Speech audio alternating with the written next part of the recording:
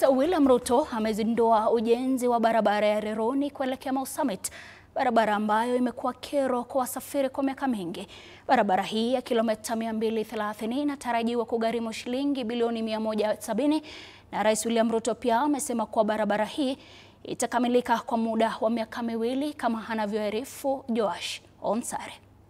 Na makofi kwake Mheshimiwa Rais akifungua Mau Summit Nakuru Gilgil. Katika uzinduzi wa ujenzi na upanuzi wa barabara ya umbali wa kilomita 170 inayounganisha Nairobi na maeneo ya magharibi na bonde la Ufa, Rais William Ruto amesema mradi huu ni nguzo kuu kwa uboreshaji wa uchumi wa taifa. Mimi nimekuja hapa kwa sababu tunataka tuelekeze nguvu zetu zote, mipango yetu yote, pesa zetu na rasilimali yote katika kutengeneza taifa la Kenya.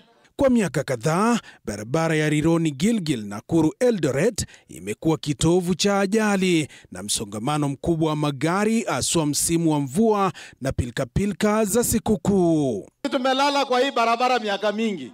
Sasa tutakuwa tunasafiri kwa urahisi. Watu ya Kuresoi na Nakuru, msione hii barabara peke yake. Wale wote wako na mashamba hapa saa hii, kama pointi yako ilikuwa 1500, kuanzia kesho ni milioni 2. Barabara hii ambayo inakusudiwa kugharimu shilingi bilioni 170 itakuwa na sehemu 4 ya barabara kutoka Rironi hadi Naivasha na sehemu 6 za barabara kati ya Naivasha na Nakuru. Ukarabati ambao unatarajiwa kuwa wa kisasa na wa kutatua changamoto na kuafikia malengo ya wasafiri. Ili tuweze kukamilisha barabara hii kwa muda mfupi, tumeajiri contractors wawili. Moja anaanza kule Rironi, anaanza pale Gilgil kuenda Rironi.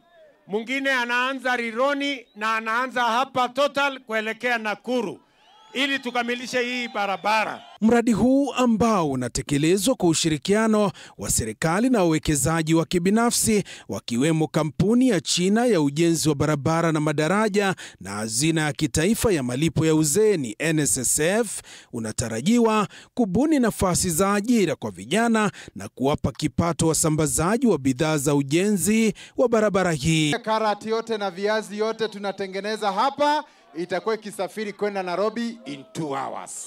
Vijana wetu watafaidika, hawa vijana wote ambao unaona watapata kazi hapa. Na mimi kama mama county nitafurahia sana. Tunasema ni tuta. Tunasema ni tuta. Isitoshe, Rais Ruto amewakosoa wapinzani wake na badala yake kuwataka kuwa na ajenda za kumfaa mwananchi. Nyinyi mnasema tuendelee na kazi ama mnataka hawa watu watuletee fitina? Tuendelee ama tuendelee? Tusiitikie kukuja kuentertain wale watu wenye hawana sera. Sisi tukwame kwa Mheshimiwa Ruto, si ndio hiyo? Kwa sababu tunaona maendeleo, si ndio hiyo? Joash Onsare, TV 47, Gilgil, County ya Nakuru.